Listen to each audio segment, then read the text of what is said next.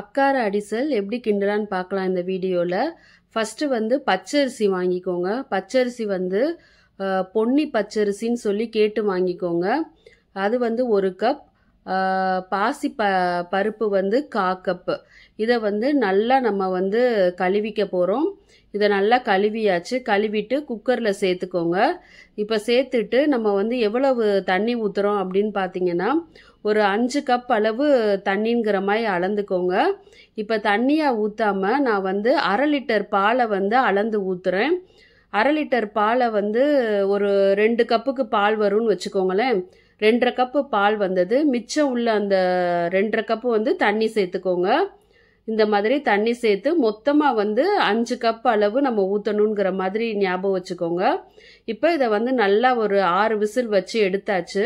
எடுத்ததுக்கப்புறம் பார்த்தீங்கன்னா அந்த கேஸ் எல்லாம் போனதுக்கப்புறம் பாருங்கள் கரெக்டாக வெந்திருக்கு. நம்மளுக்கு அரிசியும் பருப்பும் அந்த 1/2 லிட்டர் பாலில் வந்து வெந்தது இது. இப்போ இதை வந்து உங்களால் எவ்வளவு மையாக மசிக்க முடியுமோ அவ்வளவு மையாக வந்து இதை மசிச்சுக்கோங்க. மசிச்சுட்டு இப்போ வந்து அந்த அக்கார அடிசல் கிண்டுற பாத்திரத்திலேயே நெய் வந்து 2 ஸ்பூன் கிட்ட சேர்த்துருக்கேன். இப்போ தேவையான அளவு முந்திரி போட்டு வறுத்து தனியாக எடுத்துக்கோங்க. இந்த மாதிரி நல்லா பொன்னிறமாக வர்ற மாதிரி நீங்கள் வந்து வறுத்து எடுத்துக்கணும்.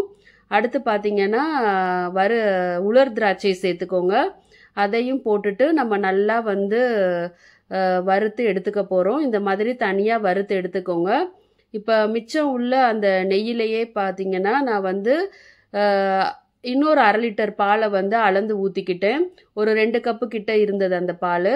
இப்போ வந்துட்டு அதையும் ஊற்றிட்டு நம்ம வந்து நல்லா மசிச்சு வச்சுருக்கதை வந்து கொஞ்சம் கொஞ்சமாக சேர்த்துக்க போகிறோம். அதாவது இப்போ 1.5 கப் பால் வந்ததுன்னா இன்னொரு ஒரு 1/2 கப் வந்து தண்ணி சேர்த்துட்டு 2 கப்புங்கிற மாதிரி நீங்கள் பாலையும் தண்ணியையும் சேர்த்து ஊற்றிட்டு நம்ம மசிச்சு வச்சுருக்க அந்த அரிசியை வந்து கொஞ்சம் கொஞ்சமாக நீங்கள் வந்து சேர்க்கணும். இந்த மாதிரி நம்ம வந்து ஃபுல்லாக சேர்க்க போகிறோம். இந்த மாதிரி இப்போ நம்ம சேர்த்துட்டே இருக்கோம். இப்போ பார்த்தீங்கன்னா இனிப்புக்கு வந்து வெல்லம் சேர்த்துக்க போகிறோம். வெல்லம் பார்த்தீங்கன்னா 2 கப் அளவு உள்ள வெல்லத்தை வந்து நல்லா உடச்சி சேர்த்துக்கிட்டேன். கொஞ்சமாக வந்து தண்ணி சேர்த்துக்கோங்க. தண்ணி சேர்த்து இதை வந்து நல்லா கரைகிற மாதிரி இதை வந்து கிண்டிட்டு நம்ம வந்து தனியாக இருத்தி ஒரு சைடு எடுத்து வச்சுக்கோங்க. பாருங்கள் இந்த மாதிரி நல்லா வந்து இது உடஞ்சிருச்சு. இப்போ பார்த்தீங்கன்னா இதை வந்து நான் வந்து அப்படியே வந்து இந்த சேர்த்த அரிசியோட இந்த வெல்லத்தையும் வந்து இருத்தி சேர்த்துக்க போகிறேன். இப்போ இதை ஃபுல்லாக இருத்தியாச்சு. அந்த கல் மண்ணெல்லாம் வந்து போயிடுச்சு. இப்போ பார்த்தீங்கன்னா கொஞ்சமாக வந்து நெய் ஊற்றி இதை கிளறிக்கிட்டே இருக்க போகிறோம். அதாவது எந்த அளவு கிளறணும்னா கொஞ்சம் கூட அரிசி தெரியக்கூடாது.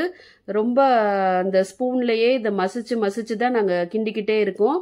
இப்போ பார்த்தீங்கன்னா இன்னும் ஒரு 2 ஸ்பூன் நெய் கூட நாங்கள் ஊற்றிக்கிட்டோம். ஊற்றிட்டு நல்லா மையாக இதை வந்து நாங்கள் சிம்மில் வச்சு இந்த மாதிரி கிளறி இதை கிண்டிகிட்டு இருக்கோம்.